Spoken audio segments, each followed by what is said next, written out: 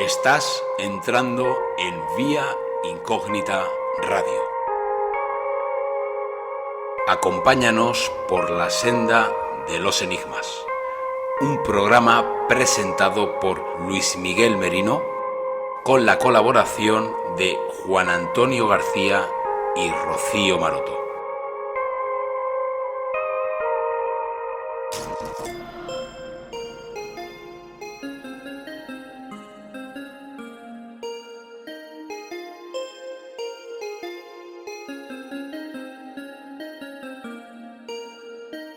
Experimentación, investigación, tertulia, hemeroteca.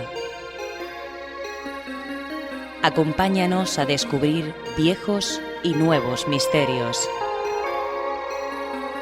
Descubre, analiza, cuestiona, duda, comenta. Vía Incógnita. Un misterio diferente es posible.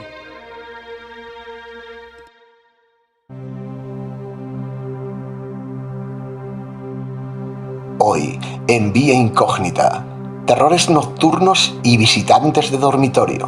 Juan Antonio García Fernández, en la sección El Noticiero, nos trae una curiosa leyenda ocurrida hace años en el Castillo de la Mora. Vuelve a estar con nosotros Juan Miguel Marsella, en esta ocasión para hablarnos de la maldición judía Pulsa de Nura. En la sección Psicofonías en Familia, Andrés López nos trae una curiosa parafonía que ha captado cerca del agua. Continuamos con la sección Curiosidades y volvemos a perdernos entre los libros de nuestra biblioteca oculta, de la mano de Miguel Moraleda. Todo esto y mucho más en Vía Incógnita. ¡Comenzamos!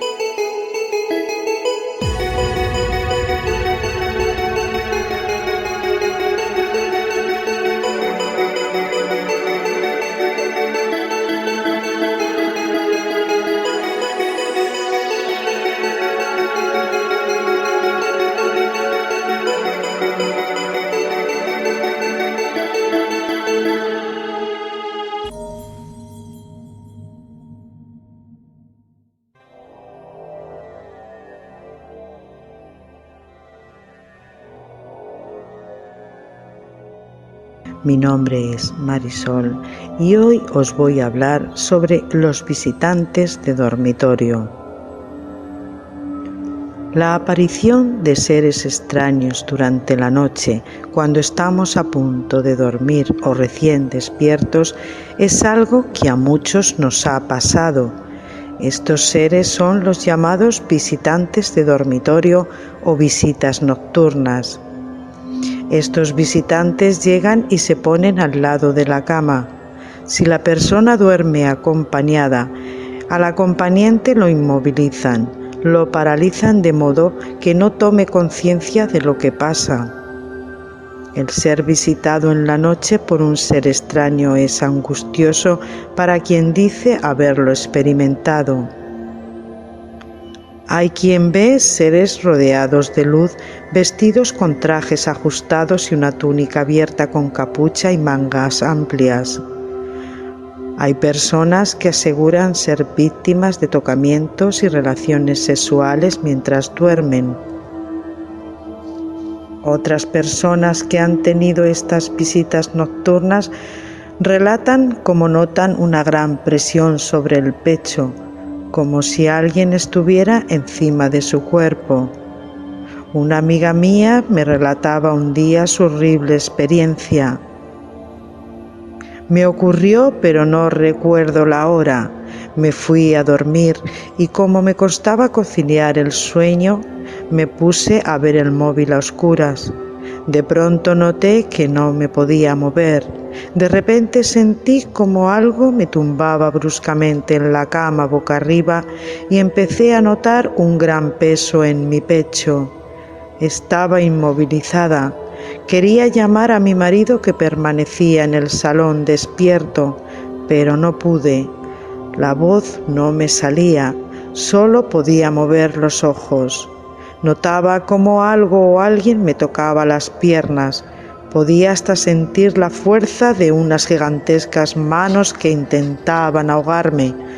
Cuando casi creí que no iba a seguir viva, que iba a acabar con mi vida, comencé a luchar interiormente. Mi lucha tuvo resultado, ya que pude ir saliendo poco a poco de ese tormento y empecé a notar que eso que me acosaba y me estaba asfixiando se había ido y por fin sentía movilidad en mi cuerpo. Entonces encendí la luz de la lámpara y contemplé mi cama. Estaba totalmente deshecha. Algunas personas creen que los visitantes nocturnos son extraterrestres que los abducen para hacer experimentos científicos con ellos. Otras personas creen que los visitantes son seres queridos fallecidos. Los visitantes de dormitorio suelen ser seres desencarnados que están perdidos o entidades que aprovechan nuestra vigilia para interactuar con nosotros. Los visitantes de dormitorio pueden ser también almas atormentadas que se quedaron atrapadas en este mundo y no son capaces de dar el paso al siguiente plano. Los visitantes nocturnos vienen a alimentarse de nuestra energía, se alimentan de nuestros sueños, de nuestras ilusiones y de nuestra positividad. Estos visitantes no vienen a nada bueno, son espíritus impuros, seres que están en el bajo umbral. Parece ser que las personas que han tenido alguna vez en su vida una experiencia paranormal son más propensas a que les ocurra esto, ya que una vez abierta la puerta es más fácil para ellos manifestarse. También se habla que pueden ser duendes de espíritus perdidos, entidades oscuras que vienen al plano físico desde su plano astral para atormentarnos, para que sintamos miedo, que es de lo que se alimentan, del miedo.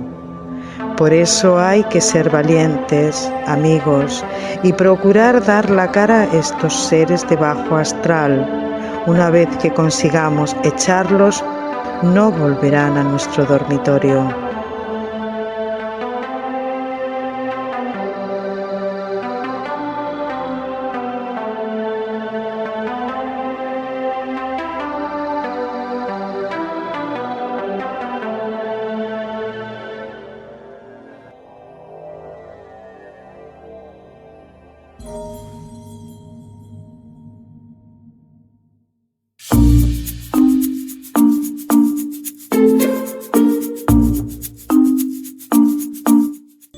La parálisis del sueño genera muchísima angustia, terror y desesperación a quien la sufre. Suele ocurrir en el momento de empezar a dormir o en el de despertarse y tiene una duración media de 1 a 3 minutos. Alrededor del 50 y 60% de la población han sufrido algún episodio de este tipo en su vida. Los principales síntomas de la parálisis del sueño que pueden aparecer son dificultades para respirar con normalidad, sensación de asfixia o presión en el pecho.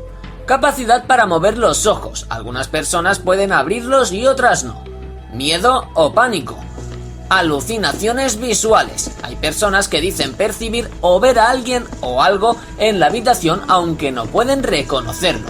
Alucinaciones auditivas.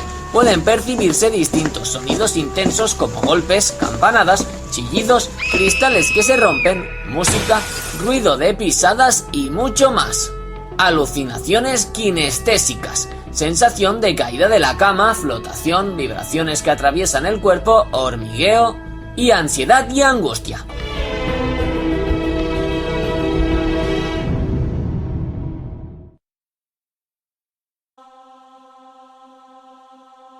Buenas noches a todos los amigos de Vía Incógnita Radio.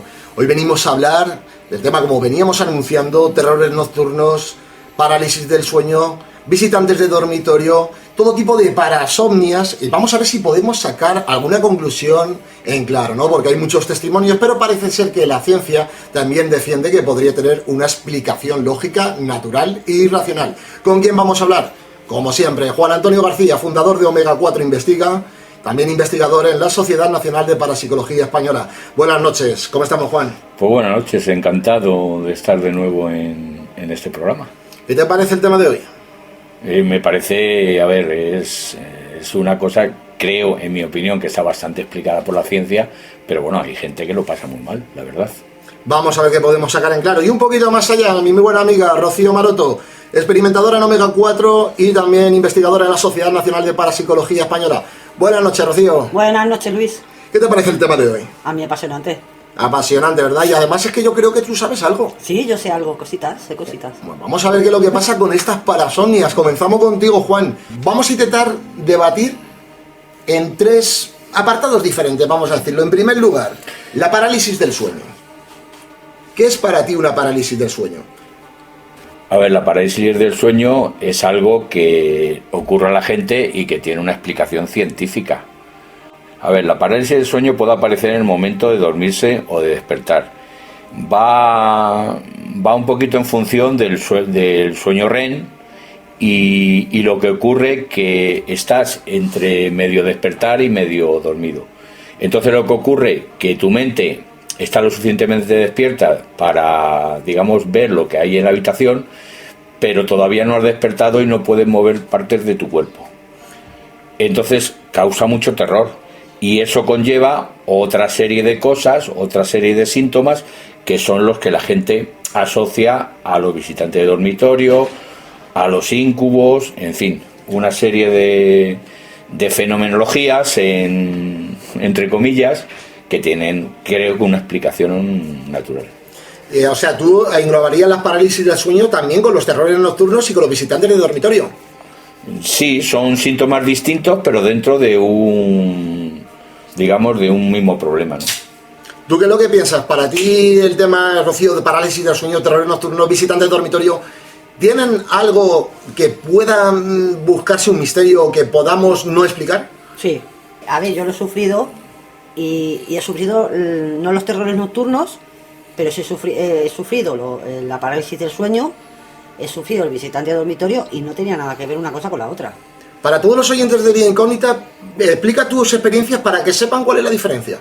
A ver, la parálisis del sueño, como bien ha dicho mi compañero, es que no puedes mover. Yo en mi caso no podía moverme absolutamente nada. No partes del cuerpo, absolutamente nada. Sin embargo, el visitante de dormitorio yo sí podía moverme.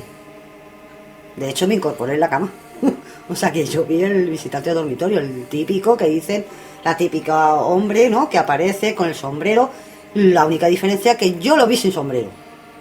O sea, sí es verdad, porque hay que decirle a todos los oyentes de Vía Incógnita que el arquetipo del hombre con sombrero se presenta como en muchas ocasiones como visitante de dormitorio. Y a mí me llama mucho la curiosidad el patrón de que lo vean tantas personas, incluso en diferentes lugares del mundo. Rocío, dices que lo viste sin sombrero. Sin sombrero. ¿Te acuerdas más o menos para describirlo en el resto? ¿Cómo Sí, estaba? yo recuerdo haberme despertado. Yo como sensitiva, ¿ves?, noto la presencia. Entonces yo al notar una presencia me desperté. Y yo sé que estaba despertada porque me incorporé en la cama. Y yo vi, justo de frente de mi cama, a los pies de mi cama, un hombre bastante alto, de un 80 por ahí, calculo yo que sería, que sí tenía la típica capa, como la capa esta que llevan los visitantes, pero no llevaba sombrero. Pero sin embargo él estaba mirándome y estaba apoyado en el armario, se apoyaba con uno de los brazos y me miraba. Y digo, pues yo me tapo con la sábana, no quise saber más y desde luego no lo he vuelto a ver, ¿no? Porque yo hice escudo con la sábana, como hacemos todos, creo que todos cuando tenemos miedo, ¿no? Y no lo he vuelto a ver, pero sí es verdad que yo le vi moverse. Y yo estaba despierta, y incluso me movía y demás, por eso digo que la parálisis del sueño y los visitantes de dormitorio no tienen nada que ver. O sea, para ti hay una diferencia bastante clara. Grande, sí. Claro, yo voy a contaros un poquito a mi casa. Yo lo que he tenido no son terrores nocturnos, son parálisis del sueño. Además, los oyentes que de Vía Incógnita que me conocéis, sabéis que soy trabajador nocturno, que tenemos muchas más posibilidades de sufrir este tipo de parasomnias precisamente por los cambios de horario. Yo últimamente hay que decir que no. Lo que pasa es que sí que tuve una temporada que a lo mejor durante un mes y pico, sí que me ocurría a lo mejor una vez por semana. Y siempre era, así que es cierto que yo no he tenido, como muchas otras personas que han tenido alucinaciones visuales, olfativas, auditivas, no. Yo simplemente era, como bien dices tú, Rocío, la parálisis del sueño. Yo en mi caso tenía taquicardias durante esa interrupción del sueño. Además de no poder moverme, sí que notaba fuertes taquicardias y aparte, aunque no veía nada, sí que notaba una presión, como si tuviera alguien encima, que te está agobiando, que no te deja respirar. Hay que decir que, a pesar de que no se puede evitar porque es una interrupción de la fase REM, se puede controlar. ¿Cómo se puede controlar? Lo primero, siendo consciente de que estás en parálisis del sueño. Y una vez ahí, Rocío, que tú lo sabes muy bien, lo que cuesta es arrancar, es decir, es moverse porque estás totalmente paralizado. Sí. Pero hay que decirle a todos los oyentes de Vía Incógnita que es súper importante que sepan que a pesar de que lo pasamos tan mal, ¿verdad, Rocío? No hay ningún peligro, en un principio, a no ser que tengas algún problema cardíaco, para tu integridad. Es decir, sí o sí vas a terminar despertando. Sí. Hombre, yo pienso que estos son modas como la de los ovnis, ¿no? Según la época aparece un aparato distinto. A ver, hubo más o menos sobre los años 50 la parálisis del sueño y los visitantes del dormitorio todos se relacionaban con alienígenas. Eran las famosas abducciones. Ahora parece que lo que está de moda es el hombre del sombrero, porque hay muchísimos testimonios que hablan de un hombre alto con sombrero, que eso es el inicio del famoso Slenderman, que precisamente salió en el creepypasta por esos testimonios. Hay un factor que le llaman factor intruso dentro de la parálisis del sueño, que está investigado por la ciencia. Entonces yo voy a leer lo que es. El factor intruso consiste en tener la sensación de que hay una presencia, muchas veces de tipo malévolo, un fantasma, un alienígena, y suele acompañarse de alucinaciones visuales, auditivas y táctiles. Sentir que la presencia entra en la habitación y se acerca, notar la presión del colchón, etcétera. Queda en la periferia. Entonces, tú normalmente lo que ves en ese intruso o eso que hay en la habitación es una sombra borrosa. No lo sé el caso de la compañera Rocío. A ver, el caso de la compañera Rocío, nosotros ya sabemos que ha tenido visualizaciones de entidades. Entonces, yo no le relaciono con la parálisis del sueño. Pero lo que es clínicamente la parálisis del sueño, los terrores nocturnos, es otra cosa, pero que también asociada a esta, clínicamente está demostrado lo que es. O sea, no hay nada paranormal en ello. Vale, hoy me toca ser un poquito, no más crédulo, pero un poco sí que cuestionarme un poquito más positivamente el tema. Por ejemplo, Juan, yo te pongo un ejemplo. A mí lo que yo estoy totalmente de acuerdo, tiene una explicación clínica, lógica, natural y normal, pero a mí me llama la atención, por ejemplo, testimonios de personas que, por ejemplo, están el padre durmiendo la siesta al lado del hijo, ambos tienen una experiencia de este tipo, abren los ojos y los dos ven la misma cosa. Ya se me sale un poco de contexto de un terror nocturno porque ambos están visualizando la misma figura, ¿no? Abren los ojos los dos a la vez y lo ven los dos a la vez, o lo abre el padre o el hijo y se lo cuenta al padre y luego el padre lo termina viendo, porque eso es otra cosa que se llama sugestión colectiva. Si tú estás durmiendo en la misma habitación, tú te despiertas sobresaltado y tú dices que estás viendo un hombre con sombrero en la esquina, la otra persona que hay ahí sugestionadamente va a centrar la vista y centrarse en esas sombras que hay allí y termina viendo la persona con el sombrero como si le dices que va a terminar viendo al muñeco de Michelin. Vale, yo, a ver, en este caso no conozco esta clase de detalles. Lo que siempre han explicado, sobre todo con este tipo de testimonios, que hay varios, es que, oye, la han visto a la vez. Yo no sé si puede ser lo que tú dices, que es una posibilidad. O sea, si se han despertado los dos a la vez o por un grito y lo han visto los dos a la vez, vale, correcto. O sea, yo creo en el fenómeno paranormal. Pero claro, lo más sencillo es que una persona se haya despertado, haya sugestionado al otro diciendo estoy viendo esto allí, el otro centra la vista y termine viendo eso, porque es que eso es muy humano. O sea, tú centrarte Tú conoces lo que es la fotografía, conoces lo que son las paridolias. Si tú te centras en una sombra, y crees que ves algo, terminas viéndolo. Es decir, o sea, según tu opinión, este tipo de experiencias al 100% tendría una explicación. O sea, para ti no hay nada que pueda dejar lugar a un misterio. A ver, que se presente un espíritu en la habitación, no de una persona normal. Si se te presenta tu abuela que acaba de fallecer para decirte estoy bien, me voy, pues me parece correcto. O sea, me parece incluso normal, es más habitual de lo que parece. Pero que se ponga un hombre con un sombrero mirando simplemente para verte dormir, si es por ejemplo una sensitiva, alguien que tiene la capacidad de poder verlos, pues bueno, puede ser intentar llamar la atención. Pero a mí, que no tengo ninguna capacidad, que estoy durmiendo, y que un espíritu venga a mi habitación nada más para ver cómo ronco.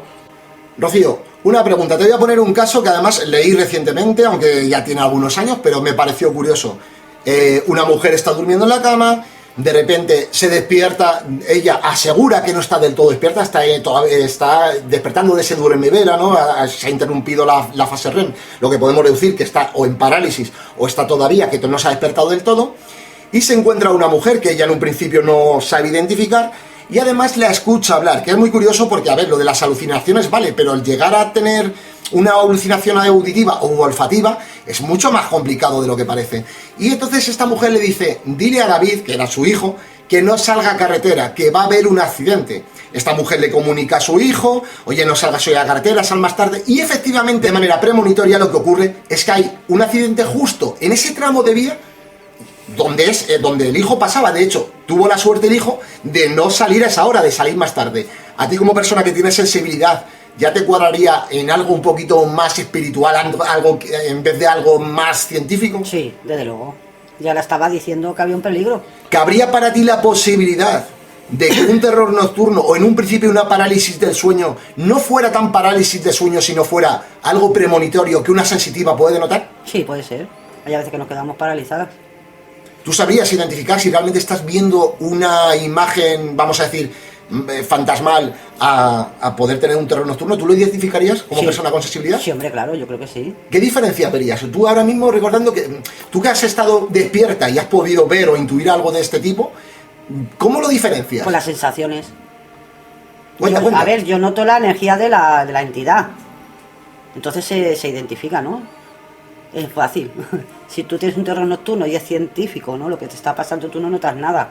Tienes esa alucinación. Pero si tú estás viendo una entidad, en este caso, sí lo notas, claro. Una persona que está acostumbrada a verlo lo puede distinguir fácilmente. A ver, es que eso que estás comentando es una premonición. Hay un gran porcentaje de premoniciones que tienen las sensitivas con esta capacidad que las reciben en sueños. O sea, no quiere decir que sea una parálisis del sueño, simplemente una premonición. No, pero yo no te estoy hablando de una persona que está en sueños, que está soñando totalmente, o sea, profundamente dormida. Acaba de despertar. Está en esa fase que todavía estás, como decimos, adormilado. Claro, pero esa fase estás saliendo del sueño REM. Y entonces tienes la capacidad, digamos, de asociar tu sueño. O sea, estás entre sueños, entre vela. O sea, entre sueños, que se dice. Y entonces ahí puedes tener perfectamente una premonición. Pero no lo asocio yo ni a los terrores nocturnos ni a la parálisis del sueño. Es otra cosa distinta. Bueno, pues ahora vamos a opinar sobre otro caso, porque resulta que Rocío ha encontrado un caso muy curioso de una chica que se llama Julia y que le ha ocurrido algo. ¿Qué es? Cuéntanos, Rocío, ¿qué es lo que has traído?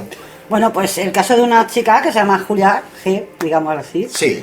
Es una chica de Huelva, de 31 años de edad. Acostumbrada a sentir en su propia piel encuentros desde que tenía 8 años, más o menos. Y aunque sus experiencias no la han llevado a fundar ninguna religión, sí la han hecho enfocar la vida desde una perspectiva trascendente y espiritual, adentrándose en terrenos esotéricos y en lecturas ocultistas. Esta mujer dice, estas experiencias me han ayudado, que han hecho comprender que existen otras dimensiones, quien es Dios, comprendiendo que la muerte no existe y que este mundo es una ilusión. ¿Qué opinas tú de eso, Juan? Juan se está aquí riendo porque, a ver, yo entiendo también que después de basar este documento a lo mejor en la ciencia, pues le cuesta un poco más. Pero a ver, ¿qué pasa? A ver, es que es otro profeta más, ¿no? No, pero cuidado, yo con lo que me quedaría de este caso, Juan, es lo siguiente. Esta mujer está diciendo que lleva desde pequeña. Sí, yo no me quedo con la parte religiosa. Pero bueno, que desde pequeña siente, digamos, las cualidades de una sensitiva. Pero eso ya llevarlo a relacionar, decir, no, es que yo sé que hay una cuarta dimensión y que es que me van a hablar desde allí, y termina, dice, no quiero creer en una religión, pero bueno, más o menos lo estás indicando. Hombre, lo que te está indicando Julia es que se ha metido al final un poco en el rollo del esoterismo para practicar, porque realmente ha terminado por creer que esas visualizaciones que en un principio la ciencia le decían que podía ser una cosa, pues a lo mejor ella cree que claro, es otra. Pero para meterse en el esoterismo, ¿qué significa? Oye, pues que al final por una serie de experiencias tú crees a lo mejor que es real y no te vale la explicación que te están dando clínicamente. Y vas a que venga un gurú a explicártelo. ¿Te vas a meter en la sede espiritista o te vas a meter en otro sitio donde venga alguien a explicarte qué es lo que tú estás sintiendo? No, pero yo por ejemplo lo que no tendría mucho sentido es meterte en el esoterismo si no vas a tener ninguna experiencia, pero si resulta que tus experiencias siguen aumentando, claro, no habrán unos resultados. Pero ¿qué es meterse en el esoterismo? Que es que no me queda claro. Hombre, ¿Qué es meterse en el esoterismo? Que si esta mujer, Julia, te está diciendo que después se han metido en temas de esoterismo, el esoterismo ya sabes que engloba muchas cosas. Puede ser temas de ritual estatal. Y ella lo que te está diciendo es, yo lo que entiendo a Julia, es que aumenta sus experiencias desde que se ha metido en el esoterismo. Entonces se está apartando el lado clínico. Yo por lo menos lo entiendo así. No, sí, pero sí, eso es razonable. Mira, si os voy a contar la experiencia que yo tengo desde 2 puntos distintos, ¿vale? Vale. Yo he tenido dos parálisis del sueño. La primera que tuve sé que es parálisis del sueño. Aunque yo noté exactamente lo que ha dicho mi compañero Juan, unos pasos que se acercaban a mí, que se sentaban en la cama, incluso la cama se inclinaba por el peso de lo que fuera. Y yo sé que eso sí fue una parálisis, aunque yo me asusté porque lógicamente te asustas, ¿no? No puedes moverte, estás notando algo que se sienta y demás. Y yo sé que eso era una parálisis. Sin embargo, la siguiente ya no, porque ya no era una parálisis total, era parcial. Y yo vi a una... Por eso digo que es distinto, ¿no? Yo noté una parálisis parcial. Al abrir los ojos vi a una mujer encima de mí, yo podía respirar. O sea, no era la típica parálisis, no. La vi encima como queriendo, yo qué sé, encima de mí levitando, como intentando agarrarme, ¿vale? Digámoslo así, para que me entendáis. Y yo yo podía mover las piernas. O sea, que yo pataleé y enseguida esa entidad o lo que fuera desapareció. Pero claro, de la primera experiencia a la segunda, tela. O sea, ahí mucho. La primera yo sé que lo que era una parálisis clínica, o sea que es así, porque hay muchas así. Sin embargo, la segunda yo sé que no. Entonces fíjate, al final es Rocío, que es una persona que tiene sensibilidad, parece que sí que sabe diferenciar muy bien, según su testimonio, que sería una cosa, sí que sería otra. Yo, Juan, no sé si ha vivido alguna vez una parálisis de este tipo, yo sí, te puedo decir que se pasa muy mal, pero únicamente he vivido esa experiencia, por lo tanto no lo puedo comparar con otra cosa. Pero tú, Rocío, ¿estabas paralizada en el momento que se te puso la mujer encima? Estaba parcialmente. Pero dices que moviste las piernas. Moví las piernas sí las podía mover. No tiene por qué ser una parálisis del sueño. No. A ver, yo conozco, hace muchísimos años, yo estaba empezando en todo esto, y entonces yo conocí un caso de una familia, unos amigos míos, donde tenían problemas precisamente de fenómenos en su casa. Entonces recuerdo que el padre lo que decía muchas veces es que en muchísimas ocasiones notaba una presencia que se le ponía encima de él, que yo le preguntaba a él, bueno, ¿y qué es lo que hace? Y dice, pues yo me enciendo un cigarro a ver si se va. ¿Entiendes? Sí, dice, yo me enciendo un cigarro y le echo el humo a ver si se pila. Esa es la sangre fría que tenía este hombre. Pero yo estuve allí 2 o 3 noches, estuve con mis amigos, y la verdad es que las ventanas se bajaban solas, se escuchaba un cenicero, me acuerdo, un cenicero de metálico que tenía en el comedor, y durante toda la noche se le escuchaba dar vueltas. Hubo en varias ocasiones que notabas como una especie de golpe y aparecían las almohadas de la cama, aparecían en mitad del pasillo, como si fuera un aporte de un poltergeist. Ahí no había poltergeist, yo no sabía lo que había. Yo ahí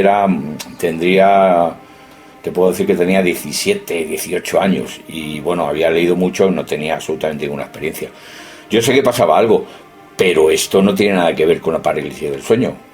Ahí tenía una fenomenología, no sé por qué, no sé cuál, pero que no tenía nada que ver, y eso lo asocio mucho a lo que está contando Rocío de que tenía una mujer encima. Hombre, es que lo que estás contando, hay una diferencia, las personas están viviendo fenómenos despiertos, claro. No tienen nada que ver como cuando tú estás, es que el debate está realmente en, si tú estás en ese duermevela, estás a punto de despertarte pero no estás despierto del todo, ¿hasta qué punto podríamos identificar si clínicamente tiene una solución o realmente estás viviendo un fenómeno extraño? Pero bueno, es que digamos que el estado de duermevela, el estado ese donde se te puede producir la parálisis del sueño, que está medio despierta y medio dormida, digamos que tu subconsciente es más propenso a poder, digamos, ver esa parte del otro lado, ¿no? Si tú eres un sensitivo y hay alguna entidad que quiere comunicarse contigo, pues a lo mejor ese momento es el apropiado. Yo no lo sé porque no soy sensitivo. Vale, pues ahora te voy a pedir otra opinión también a Rocío. Vamos a empezar por Rocío porque sé que tú eres un poquito más crítico con este tipo de cosas. Como bien ha comentado Juan antes, muchas de estas experiencias se asocian a temas ufológicos y de abducciones. De hecho, a mí hay un caso que me ha llamado mucho la atención. Pues claro, si ahora nos ponemos a pensar, Rocío, ¿cuántas veces nos hemos escuchado? Es que vi una luz estando casi dormido, que tal, y dice, no recuerdo más y desperté. Claro, tú puedes decir, has tenido alguna clase de parálisis, pero cuidado, hay casos en los cuales esa persona ha vivido esa experiencia, que a lo mejor puede ser un terror nocturno, pero cuando despierta descubre que tiene una serie de marcas extrañas en el cuerpo, que baja al médico y le encuentran debajo de la piel, que eso lo he leído yo y lo he visto, Juan. Sí, es real. Debajo de la piel algún tipo de aleación metálica, que yo me quedo alucinado. Entonces, cuidado, yo empiezo por Rocío. Rocío, ¿cabe la posibilidad que algunos de esos terrores nocturnos realmente pertenecieran a extrañas abducciones? Pues yo que no creo en eso. Es decir, ¿tú crees que hay que separar Sí, ambos campos? hay que separarlo, sí. Es decir, tú no ves que un extraterrestre llegue, se meta a tu habitación, te lleve, te devuelva y tú no puedas recordar más que unos pocos segundos, ¿no? ¿Para ti no cuadra? No. ¿Para ti qué pasa, Juan? En los años 50 todas las parálisis del sueño estaban asociadas a las abducciones. Pero son campos diferentes. Bueno, estaban asociadas, era, digamos, la moda. Yo tampoco creo... A ver, yo creo que las abducciones son reales, han habido casos muy curiosos, pero no creo que venga ningún extraterrestre y se dedique a ir a la habitación de alguien para sondearle, a ver qué es lo que le pasa, ni que se lo lleve a la nave para... Bueno, es que hay testimonios bastante curiosos, ¿no?, de esas abducciones. Pero sí, efectivamente, algo pasaba ahí, no sé el qué es. A lo mejor esos terrores nocturnos en aquel tiempo se asociaban al fenómeno ovni porque era lo que estaba de moda. A ver, yo por ejemplo en el caso de los terrores nocturnos, vamos a ver, es decir, de este imaginativo colectivo y de estas alucinaciones tanto visuales como auditivas, en el caso más raro, olfativas, que hay muy poquitos casos, pero también los hay. Yo sé, o sea, creo que sé identificar cuando es un terror nocturno por los estereotipos. Como ha dicho Rocío, el hombre con sombrero, el hombre con capa, el hombre que parece un monje con una capucha. Hay ciertos estereotipos que, aunque lo han visto miles de personas en el mundo, al final está estereotipado y parece que eso lo crea el cerebro y tal. Pero a mí lo que me llama la atención de todo esto es cuando realmente ocurre un patrón que se sale de lo habitual. Como por ejemplo, algo que tú te despiertas y alguien te da un mensaje y luego se cumple, como he citado antes, o te despiertas y descubres que esa alucinación, no conozco ningún caso en momento. Yo invito a los oyentes de Vía Incógnita que si conocen algún caso, no lo dejen y lo comentamos aquí.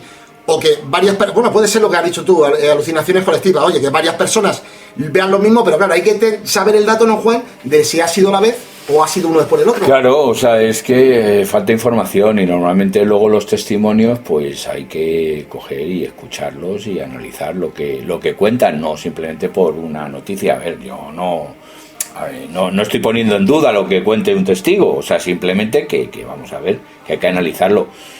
Yo lo que es todo esto de terrores nocturnos, de parálisis del sueño, que los íncubos, los súcubos, que están asociados también a eso, y que era, a ver, antiguamente cuando la señora beata del pueblo se quedaba embarazada, pues tenía que justificarlo.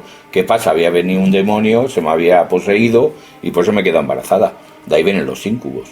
Es la manera, digamos, de justificar esas ciertas cosas, ¿no? Pues sí, pero eso ya conlleva un carácter un poco más religioso. Las monjas y los conventos, claro, pero es que el incubo y el sucubo es de carácter religioso, es un demonio que lo que hace es que viene y te posee. Claro, porque está asociado ahí.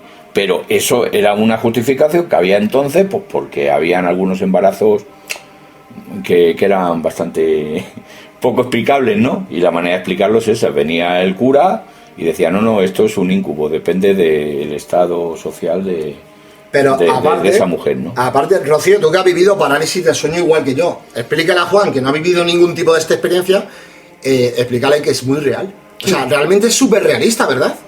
La parálisis del sueño, claro, tú estás despierto. Es que realmente es una sensación rarísima, Juan, es lo que dice Rocío. Tú estás despierto, tú estás notando todo. Lo único que no puedes moverte. Es la única diferencia, no puedes mover ni un músculo, nada. Sí, bueno, a ti me has dicho antes de comenzar el programa, que no tenías taquicardia. No, nada, ni yo sí. ¿Y la de la presión? No, tampoco. ¿El pecho tampoco? No, yo sí. De hecho, hay un dato que no he dicho, Luis, que a mí la parálisis me ha dado siempre estando de lado, no boca arriba. Claro, pero eso sí tiene una razón clínica, y te lo voy a decir. Si nos apoyamos del lado derecho, que a mí me pasa porque yo tengo esa mala costumbre para dormir, estamos presionando un poco la parte del corazón. Y, aunque no es una presión lo suficientemente grande, sí que es cierto que ralentizamos el flujo sanguíneo. Sí, Luis, pero sí nos puede ocurrir que tengamos este Te digo que a mí me ha pasado las dos parálisis, una apoyada en el lado izquierdo, de lado, y otra en el lado derecho. Sí, bueno, que en ese caso no tiene a lo mejor... Claro, que la mujer, como he citado antes, yo la vi estando apoyada del lado izquierdo. Que no era, que sí, fue una semi-parálisis, no fue una parálisis total, y yo lo intento separar, porque es así, aunque si estaba algo paralizada, pude moverme, ¿no? O sea, fue cuestión de segundos. Pero la otra parálisis me tuve un ratito, que no podía moverme. La parálisis del sueño, yo no me he quedado sin poder moverme, pero yo sí ha habido veces que me he despertado, que estaba entre despierto y dormido, y yo sí he visto las cosas que puedan parecer que hay, que parece que te tocan, que son ocurrir en el pie, ¿entiendes? Y te da la impresión que te toca, que se baja digamos, la manta y todas esas cosas, pero a ver, son, digamos, esa asociación que haces cuando estás medio despierto. Yo lo que no me he quedado es paralizado. No, yo sí. Pero yo sí he visto eso, sí me ha parecido ver sombras en la oscuridad, pero a ver. No. Mira, yo únicamente, solo en una ocasión he tenido, no sé si decir parálisis o llamarlo terror nocturno, no lo sé, donde sí que he tenido una experiencia alucinatoria, pero te digo porque sé que es una alucinación, porque cuando algo aparece o algo veo que para mí no tiene sentido, no lo puedo llevar a lo paranormal. En esta ocasión desperté y mirando el pilotito estaba todavía en ese duerme vela, de hecho me incorporé, pero de esto que notas que la cabeza, que no estás despierto del todo, y el pilotito que emite la luz, el televisor, justo encima aparecen 3 rostros que no tienen ningún sentido. 3 rostros que parece que tienen muchas arrugas, como si fueran ancianos, y uno de ellos llevaba monóculo. O sea que estamos hablando de que el monóculo no es algo precisamente moderno. Y esos rostros se van alejando hacia la izquierda y desaparecen. Y de hecho, fíjate cómo estaría yo de medio dormido, por no decir, incluso expresé, decir, anda, mira, ya se van. O sea, tú fíjate lo que llega a decir, pero claro, cuando ya me despejé del todo dije, lógicamente es una alucinación, porque no puedo llevar algo a lo paranormal cuando no tiene ningún sentido para mí. Eso es así. Pero ahora te quiero dar un dato, tú que eres una persona, Juan, súper curiosa. Ya sabes que a mí me gusta indagar en internet y me gusta descubrir cosas que no se hayan sacado, o que yo por lo menos no haya podido escuchar en muchos programas de radio, de podcast. Y resulta que me he encontrado un caso en el cual no solo aquí en las ciudades, en lo que llamamos el primer mundo, ocurren estas cosas. Indígenas, si nos vamos a África, si nos vamos a indígenas asiáticos, tienen terrores nocturnos. Claro. Cuidado, ¿dónde está aquí la controversia? Que supuestamente el terror nocturno ocurre en personas con estrés, nerviosismo, pero cuidado. ¿Qué nerviosismo puede tener un indígena que está acostumbrado a sobrevivir? Que el día a día ya saben cómo lo hacen. Esto es un poco una cosa mía. Y segundo, ellos no entienden de cosas clínicas, pero sin embargo, esos terrores nocturnos sí lo asocian con lo espiritual, con la clase de rituales que ellos hacen, y ellos parecen como que sí que expresan que se están contactando con otros seres espirituales, con sus dioses, incluso en los terrores nocturnos. Es decir, cuidado, hay en algunas zonas que para ellos es muy real. Sí, claro, pero vamos, no quiere decir que esté viviendo en el campo y que no tenga estrés. A ver, el estrés no tiene que venir por tener prisas por ir a la oficina, el estrés puede venir por ciertas cosas, falta de que necesite algo, de que tenga que hacer algo. O sea, todo eso puede generar estrés. No, pero cuidado, yo ahí no estoy de acuerdo contigo y te voy a decir por qué. La depresión, por ejemplo, la depresión está demostrada que es una enfermedad psicológica únicamente del primer mundo. ¿Por qué? Los pobrecitos que viven en cabañas, en chozas, no tienen tiempo para deprimirse porque bastante tienen con sobrevivir. Y esos son datos reales. ¿No podríamos llevar el tema de los terrores nocturnos al mismo? Pero una cosa es la depresión y otra el estrés. Vale, pero volvemos a lo mismo. Tú estás estresado porque tu vida es frenética. Vete al trabajo, vuelve, tienes que pagar la hipoteca. Pero aquellas personas que creen tanto en lo espiritual, que se dice que interiormente tienen mucha paz, que tengan este tipo de experiencias y lo lleven a otra... Oye, pues a mí me parece curioso al menos, ¿eh? Sí, es curioso, pero bueno, oye, es que tampoco sabemos exactamente la vida de estas personas, pues si hay otras cosas que le pueden generar estrés, pienso yo. Rocío, ¿tú qué crees? ¿Qué más estrés que te vaya a comer un león? Mira, ya el toque de humor de Vía Incógnita le tenía que poner, aunque fuera al final del programa, ya lo sabéis. Hombre, los terrores nocturnos, por ejemplo, yo no lo he tenido, pero sí, por ejemplo, mi hijo. Desde que era pequeño y desde luego lo pasan muy mal, se pasa muy mal con los terrores. Yo no lo he tenido nunca, pero de verle a él, el terror ese que tenía y de hecho iba a tener el audio de mi hijo, pero no ha podido ser. Mi hijo dice que él lo único que recuerda es que uno de sus terrores que tiene es que tú no le puedes tocar, que es que se va a romper, literal. Que si tú le rozas o le tocas, se rompe. Entonces él, desde que era un niño, tú no te podías acercar a él, se ponía a gritar como un energúmeno. Y claro, por el miedo que tenía él, pues era pues imagínate un niño pequeño de 2 años, 2, 3 años, verle chillar y tú mirarle a la cara y darte cuenta que tiene las pupilas dilatadas. O sea, que estaba durmiendo. Los ojos abiertos como platos, pero durmiendo. Y luego ya siendo más mayor, que él podía explicar las cosas, fue cuando me empezó a explicar eso. Tiene más terror, hoy en día tiene 24 años, Luis, y sigue teniendo terrores nocturnos. Lo pasa que dice que él duerme del tirón y no se acuerda a la mañana siguiente. Pero sin embargo mi nuera sí, porque lo vive con él. Y no ha podido ser, porque ya te digo, me iba a mandar un audio para ponerlo aquí para tal, pero no ha podido ser. Pero sí tengo, que ya lo escucharán los oyentes, otros testimonios de otra chica que hoy por hoy también lo sigue teniendo y bastante heavy. Ahora bien, pues bueno, conclusiones final. ¿Tú crees que clínicamente la gran mayoría, Juan, sí tienen una explicación? Los terrores nocturnos es otra cosa que tienen una explicación clínica también. Rocío, ¿tú estás de acuerdo con Juan? En parte. En parte, Rocío, ya sabéis que tiene un prisma un poquito más abierto. Ya ha llegado el momento de despedirnos para pasar a la siguiente sección. Rocío Maroto, muchísimas gracias por estar en Vía Incógnita. Gracias a ti, Luis. A mí, ¿por qué? Si sois vosotros los que hacéis el programa, este proyecto es vuestro, yo sin vosotros no puedo hacer nada. Hombre, somos importantes. Sois importantísimos y además, oye, que las temáticas, lo que lleva el mundo, lo que da el mundo del misterio para poder hablar, ¿eh? Y a mí es que me encanta que de vez en cuando nos pongamos aquí a discutir. A discutir un poquillo, hombre, que hay que darle chichilla a la cosa. Juan Antonio García, muchísimas gracias por estar en Vía Incógnita. Pues nada, encantado, ya ves que me encanta la radio y este programa pues me encanta. Esperemos que esta noche no tengas terrores nocturnos, ¿de acuerdo? Bueno. A lo mejor quiere tenerla para tener la experiencia, oye. Oye, ha vivido tantísimas cosas desde su infancia que, oye, estaría bien que pudiera darme una opinión sobre lo que él piensa, oye, no estaría mal. Hombre, yo sí, me gustaría, me encanta experimentar, ¿no? Y si esa es una forma de experimentar, pues bueno. Sí, no lo veo muy práctico, según lo que yo pienso que es el terror nocturno, ¿no? Pero bueno. Las experiencias todas son buenas. Bueno, pues para vivir esa experiencia, como siempre he dicho, pasarlo mal sería pasarlo bien, ¿no? Bueno, muchísimas gracias, amigos, a todos los oyentes, que pasamos ahora a la siguiente sección. Hasta ahora.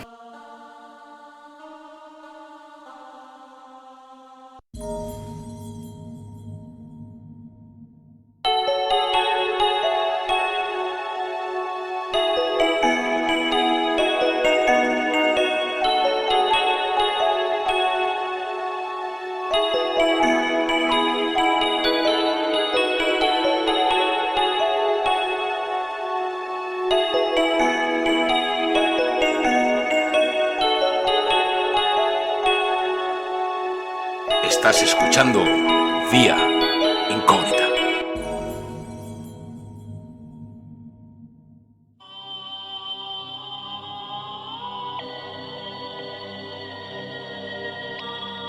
Existen curiosas noticias que parecen perderse en el tiempo, que ya no figuran en ningún lado, como si hubieran querido formar parte del olvido. Hoy, en la sección El Noticiero, el compañero Juan Antonio nos trae una curiosa noticia que él recuerda de hace muchísimos años, y que si bien no es paranormal, al menos es muy curiosa. Quedaros a escuchar lo que ocurrió con un cerdo en las galerías del Castillo del Amor.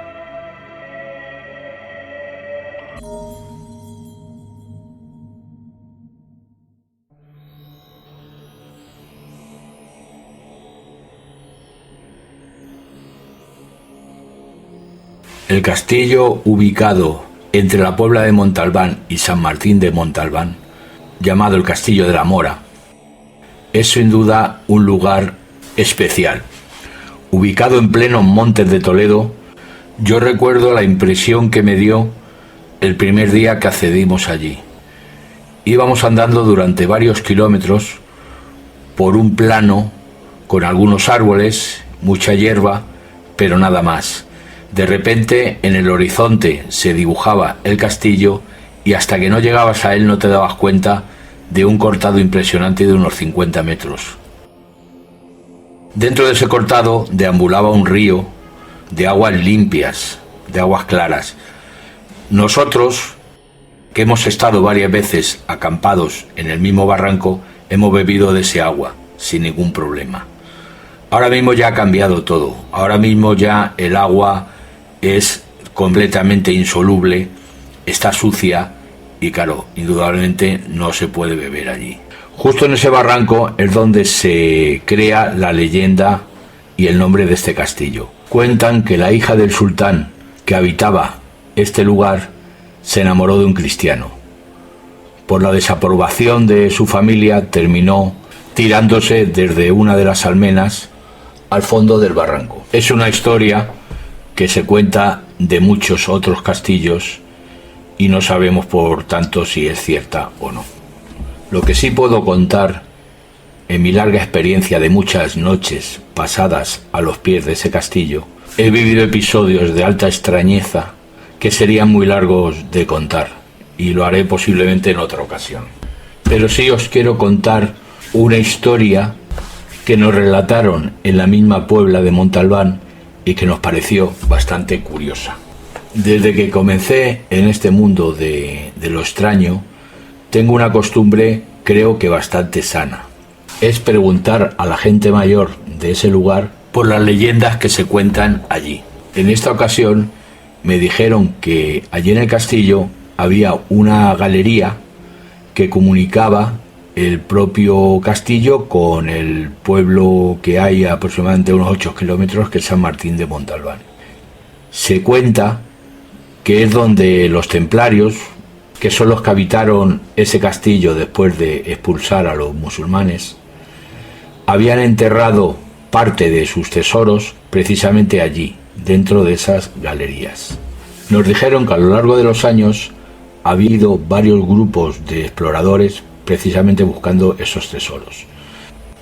Alguno de estos aventureros se había adentrado solo en esos túneles y nunca más se había sabido de ellos, habían desaparecido.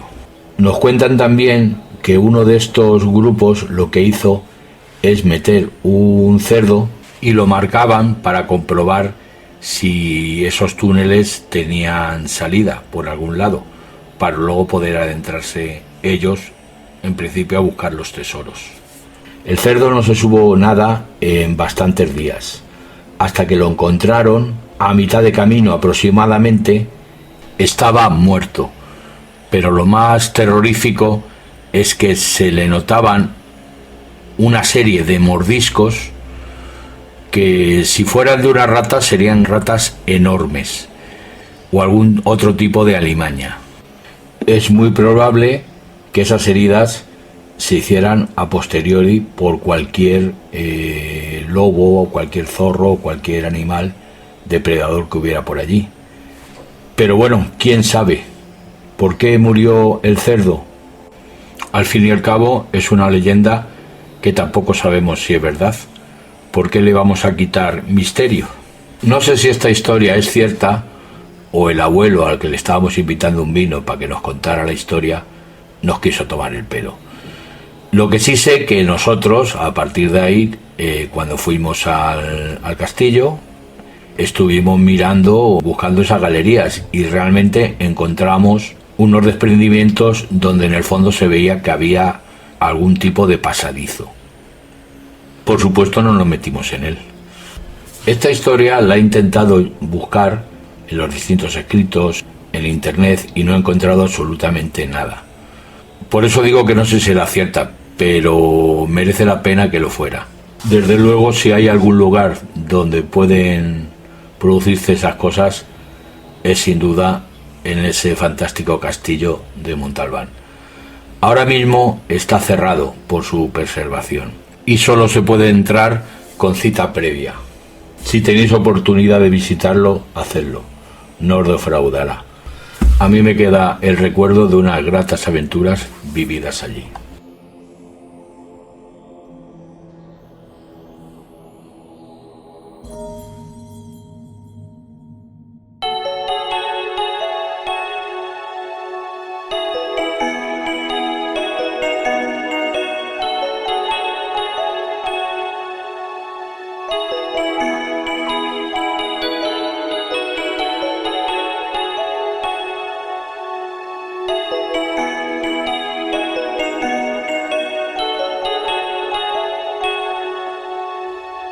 Estás escuchando Vía Incógnita.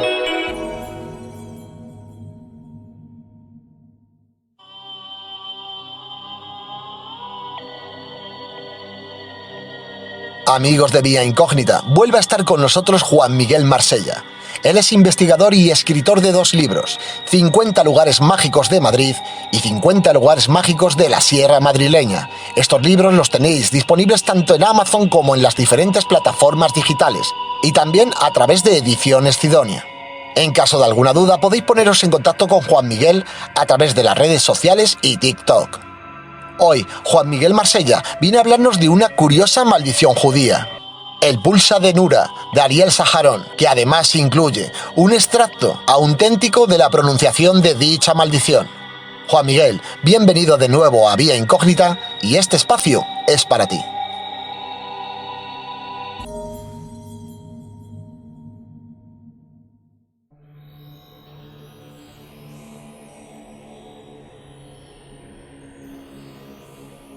Hoy os quiero hablar de maldiciones históricas, y no me estoy refiriendo a las más conocidas, como podía ser la maldición del último maestre templario Jacques de Molay contra la corona francesa, que parece que me da a mí que se cumplió.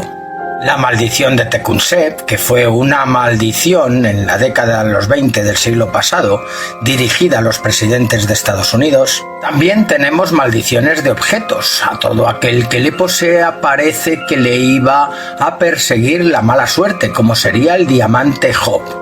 Pero en esta ocasión quiero hablaros del Pulsa de Nura. El Pulsa de Nura es una maldición judía, posiblemente la más grave que exista en el mundo. Escuchar.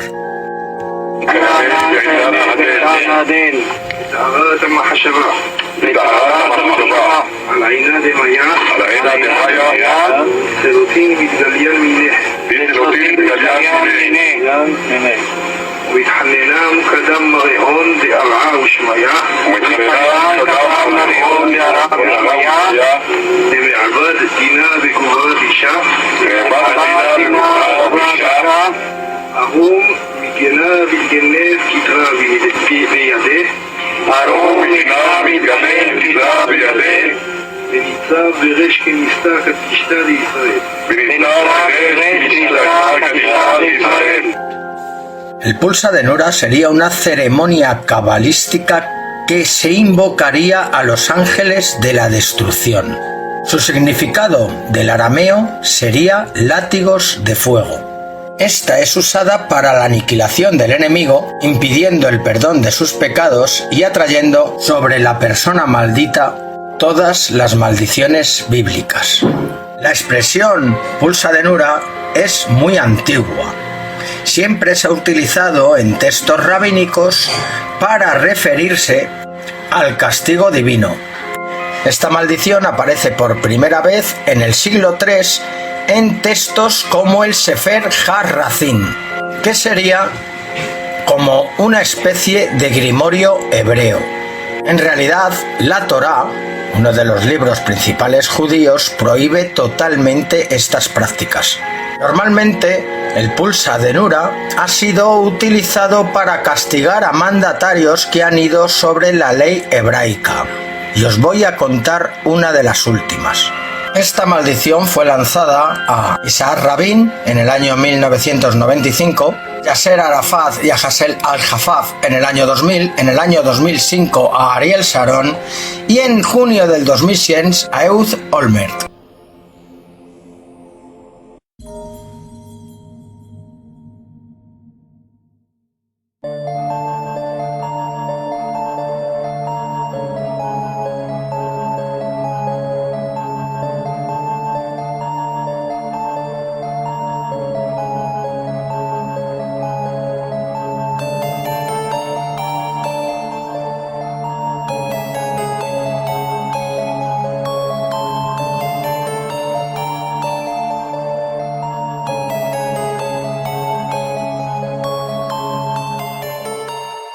Estás escuchando Vía Incógnita.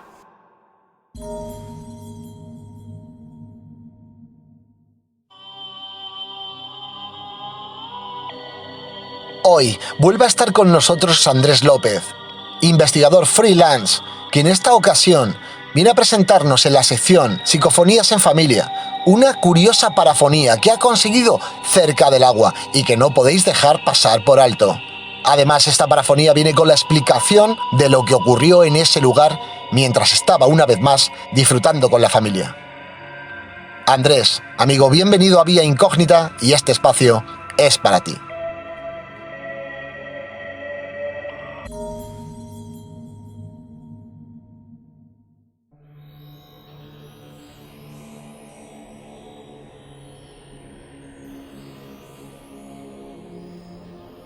Nada podrá descubrir quien pretenda negar lo inexplicable.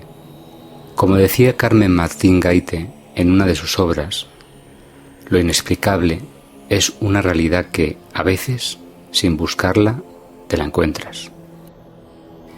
Como cada domingo paseábamos mi mujer y yo por los alrededores del barrio de Horta. Decidimos visitar el parque del laberinto de Horta que Joan Antoni Desvalls y Dardena ideó y construyó a finales del siglo XVIII. Desvalls fue un hombre marcado por la ilustración, la ciencia y el positivismo. Aristócrata con inquietudes filosóficas, estudió matemáticas y era conocedor de la astronomía, la física y las ciencias naturales. Precursor de estudios sobre terremotos, realizó estudios de hidráulica que bien pueden observarse en su propia finca. Comenzó las obras de su jardín, el que es hoy el Parque del Laberinto de Horta, en Barcelona, con la colaboración del arquitecto genovés Domenico Baguti. Un jardinero francés de nombre Del Ballet realizó las plantaciones del jardín junto a un equipo de 50 hombres. 54 hectáreas, de las cuales hoy en día solo 7 son parque público. Acabado nuestro paseo, justamente en la salida del parque, una pequeña charca repleta de nenúfares y unas cuantas pequeñas ranas llamaron nuestra atención. Intentando plasmar el momento grabando un vídeo con el teléfono móvil, mi mujer y yo comentamos los simpáticos movimientos de los pequeños batracios, así como de los renacuajos que nadaban alegremente. Fui yo quien al principio de la grabación comenté a mi mujer: «Mira que suelen ser más bien...». E hice un pequeño silencio y justo después mi mujer añadió: «Hay 4 o 5 o 6, ¿eh?». Entre estas dos frases percibimos una voz femenina que parecía decir «mira el árbol», en un tono un tanto melódico.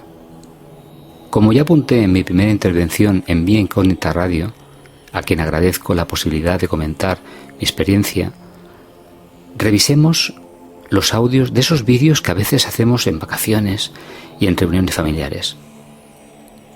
Dicho esto, os propongo que oigáis esta anomalía de audio que se coló en la grabación de vídeo en el smartphone no sin antes agradecer a Luis Merino y a todo el equipo que hace ese gran programa podcast de Vía Incógnita Radio. Muchas gracias.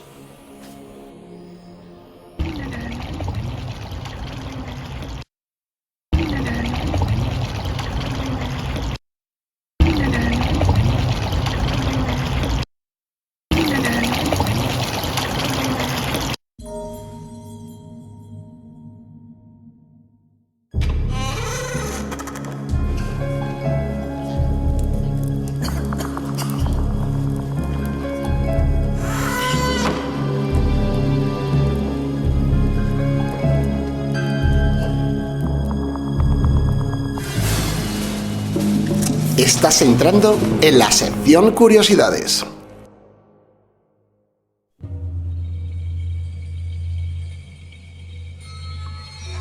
Hoy hablamos del divorcio extremo, una curiosidad que nos ha traído el compañero y amigo Tomás Cañadas del Moral. Si hoy en día ya los divorcios te parecen terribles, no querrás ni imaginarte cómo eran en la época medieval.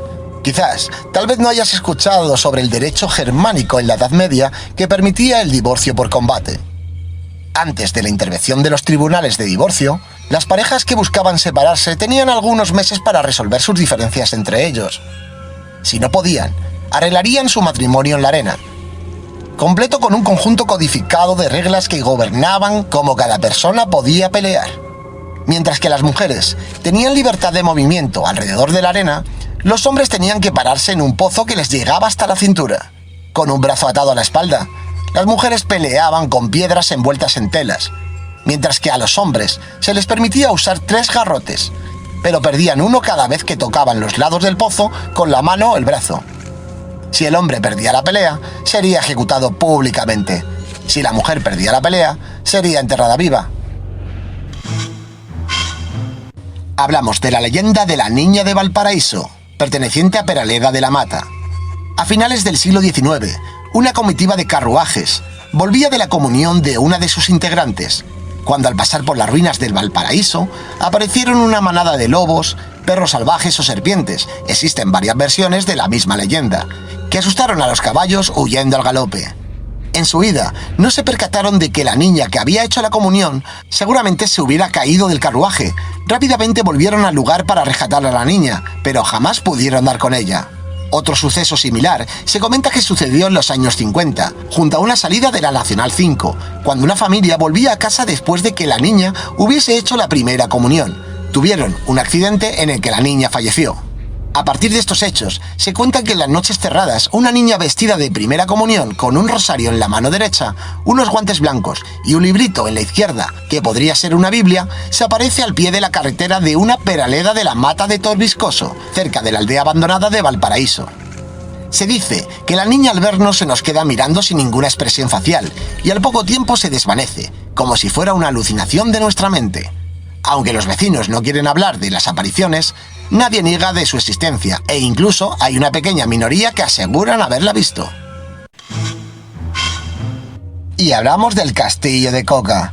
Es una fortificación de la localidad de Coca, Segovia. Fue construido en el siglo XV y está considerado como una de las mejores muestras del gótico mudéjar español, así como uno de los castillos castellanos más icónicos. Su construcción asombra y enamora a quienes lo ven por primera vez, pues expresa en cada una de sus formas realizadas con el ladrillo un conjunto arquitectónico original e imaginativo como pocos.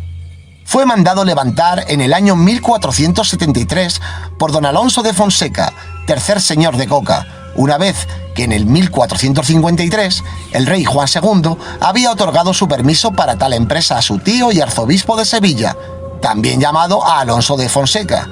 Su artífice material fue el alarife Alí Caró, de origen musulmán, residente en Ávila, y a quien también se le atribuye la construcción del castillo toledano de Casarrubios del Monte. Tiempo después, el castillo de Coca pasaría a manos de la Casa de Alba, la cual, en el año 1954, lo cedería al Ministerio de Agricultura con el fin de instalar en él una escuela de capacitación forestal, aún activa hoy en día. Fue declarado Monumento Histórico Artístico en el año 1928. Su arquitectura es una mezcla militar occidental y árabe, algo que se pone de manifiesto en la decoración. Tiene planta cuadrada, foso y 2 recintos amurallados. Consta de un enorme foso, abordable a través de un puente levadizo que desemboca en el primero de los 2 cinturones fortificados existentes, el cual es franqueable a través de una potente puerta enmarcada por sendos cubos ligeramente ochavados y almenados. El segundo de los recintos se corresponde con el núcleo residencial de la fortificación propiamente dicho, cuyas principales estancias se articulan en torno al patio de armas, un espacio que en la actualidad es réplica del suntuoso patio original, desmontado y vendido de la Casa de Alba durante la primera mitad del siglo XIX. También, la planimetría cuadrangular y reforzado en varios de sus lienzos por cubos almenados, el espacio principal del castillo queda definido por 4 potentes torres en cada uno de sus ángulos, llamadas popularmente Torre del Homenaje, Torre de Pedro Mata, Torre de Muralla y Torre de los Peces. La más llamativa de todas es, obviamente, la Torre del Homenaje, situada en la esquina nororiental del conjunto, dominando la población y con visibilidad directa desde su parte más elevada con las no lejanas fortalezas de Cuéllar e Íscar. El interior es un gran flujo de fastuosidad y conserva la decoración mudéjar. En sus alas se ven representados hermosos motivos geométricos, realizados con estucos y pinturas, apartándonos asimismo un legado único e irrepetible. El castillo se encuentra abierto al público y ofrece visitas guiadas.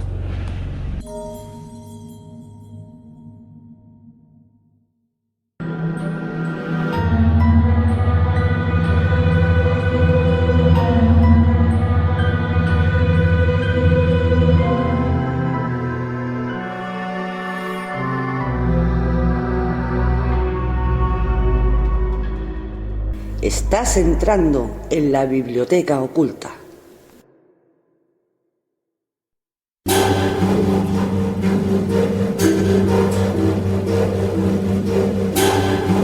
Hoy, en la biblioteca oculta, presentamos El espanto de la popa y el repicar de las campanas de Puerto Gayote, extraído del libro Mitos y leyendas de Honda, de Tiberio Murcia Godoy.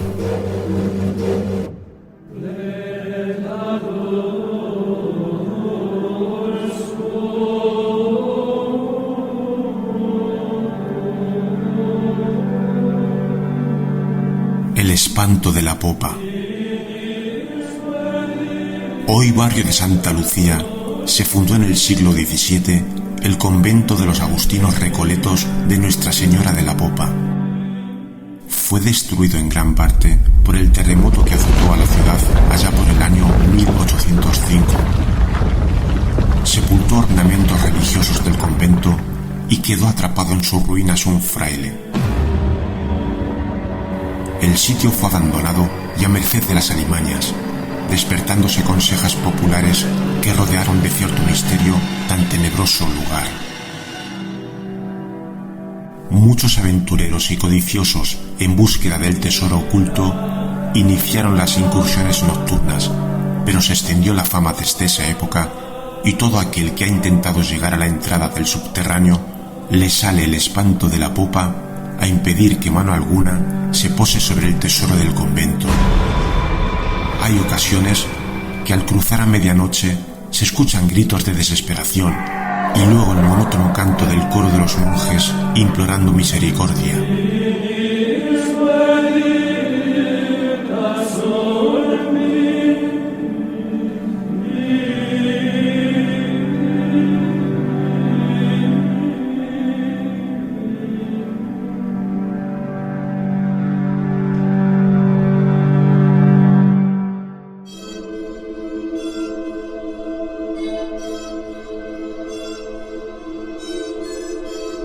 El repicar de las campanas de Puerto Gayote.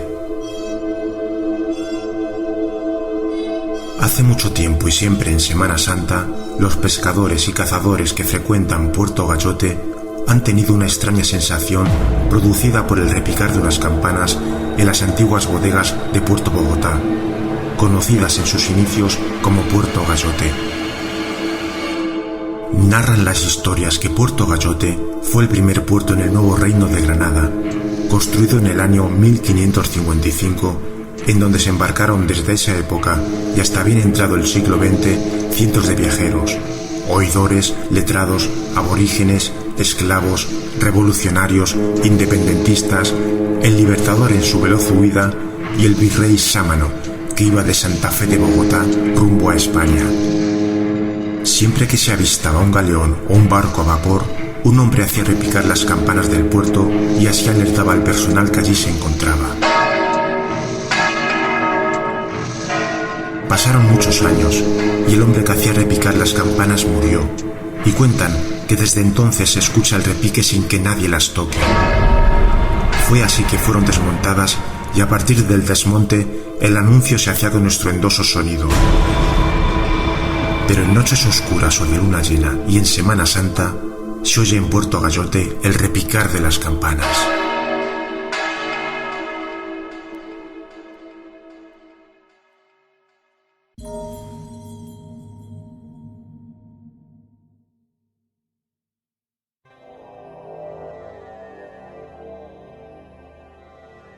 Amigos de Vía Incógnita, como hoy he comentado durante el programa, yo soy una persona que ha sufrido no terrores nocturnos, sino parálisis del sueño. Hubo una temporada que todos los meses me ocurría en varias ocasiones.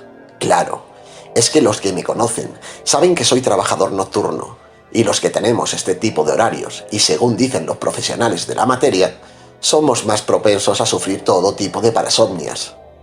De hecho, las parálisis del sueño continúan en mi vida, aunque por alguna razón ahora han disminuido. Y la frecuencia de estas parálisis es muy aleatoria, de llegar a sufrirlas hasta 10 veces en un solo mes, a sufrir tal vez un par de ellas al año. Pero ahí están esas parálisis, recordándome de vez en cuando que me acompañan debido a mi horario antinatura. Todas, o la gran mayoría de estos episodios del sueño, me han ocurrido durante la hora de la siesta, después de comer, porque os recuerdo que a vuestro amigo le toca dormir durante el día. Entiendo perfectamente a las personas que lo sufren. En mi caso, solo en una ocasión, tuve una alucinación visual. Nada claro, una especie de sombra muy negra que me observaba desde los pies de la cama. Lo que sí que no me falla nunca durante estos episodios tan desagradables es el notar una presión sobre el cuerpo, la tensión del mismo, las taquicardias y los pitidos en el oído. Por eso entiendo y comprendo a los amigos que escuchando el programa de hoy se puedan sentir identificados con lo que estoy contando. Realmente, soy consciente de lo mal que se pasa. ¿Y qué consejo puedo dar yo, como persona que lo sufre y que no soy experto en la materia? El mejor consejo que os puedo dar, amigos, es que os olvidéis cuando os ocurra de los aspectos paranormales. Esto solo va a agravar la experiencia que inevitablemente nos toca vivir. Una vez que estamos en parálisis, hay que ser conscientes de ello. Y una vez reconocido en el estado en el que nos encontramos, solo queda intentar hacer un movimiento brusco para poder despertarnos. No nos queda otra. No es agradable y a veces se tardan algunos minutos en conseguir. Personalmente, después de despertar de una de estas experiencias, yo me levanto, como algo y me relajo un poco, antes de volver a acostarme, porque también me ha ocurrido dormir inmediatamente después de una parálisis y volver a repetirse este tipo de desagradables experiencias. Pero el mundo de los sueños y del despertar también tienen cosas buenas, solo hay que esperar a que ocurran. Hace relativamente poco tuve un sueño muy real, como los pocos que he podido tener en mi vida, en el cual soñaba con mi abuelo, persona a la que amaba enormemente y que en su momento de partida no pude despedirme de él. Esta espinita la he tenido siempre clavada y fue gracias a este sueño y al mensaje que él mismo llevaba que ahora veo todo de manera diferente. Del mismo modo, hará un par de años más o menos, si la memoria no me falla, soñé con el cuñado de la compañera Santi, una persona que se fue de este mundo de una manera muy trágica, cuando aún tenía toda una vida por delante, y con el cual mi mujer Ainara y yo nos quedaron muchas cosas pendientes que hacer en vida junto a él. Este sueño era tan realista como el de mi abuelo. Él apareció para decirme la siguiente frase: Luis, ha sido un auténtico placer conocerte. Frase que nuestra compañera Santi me confirmó que era dado a pronunciar. ¿Y sabéis qué? Por aquel entonces yo había comenzado a escribir un libro que antes de marcharse me hizo saber que quería un ejemplar. Le hacía tanta ilusión y solo tengo una manera de poder agradecérselo desde este mundo. Y si me está escuchando, sabe que ese libro queda pendiente y que lógicamente es para él. Y es que debido a otros proyectos tuve que parar de escribir. Pero si algún día termino con este, desde luego las dedicatorias que incluiré en el mismo irán dedicado a mi abuelo, y a este gran amigo, que aunque ya sé que no está entre nosotros, desea un ejemplar, y esta será mi manera más personal de rendirles homenaje. Y cuidado, que nadie me malinterprete, yo no sé si este tipo de sueños lúcidos eran reales o producto de mi mente, de mi imaginación, de mis inquietudes o de mi cerebro. No sé si tienen trascendencia, si los mensajes son correctos y si debería hacer caso a los mismos. A mí, personalmente, me han parecido lo suficientemente reales y como para quedarme también con este recuerdo, independientemente que lo que haya soñado sea real o no. Me quedo sin lugar a dudas con el mensaje que han transmitido, porque una cosa tengo clara, y me da absolutamente lo mismo, lo mucho que pueda estar equivocado, pero después de estas vivencias, y desde luego para mí, nos dan una lección de vida. Y estos sueños, indudablemente, llenan de luz, amor y esperanza a toda persona que los vive. Y aún así, sigo pisando con los pies en el suelo, y no se me olvida tampoco una famosa frase del programa Cine de Barrio que decía: el cine es cine y los sueños, sueños son. Buenas noches, amigos, nos vemos muy pronto y que el misterio os acompañe.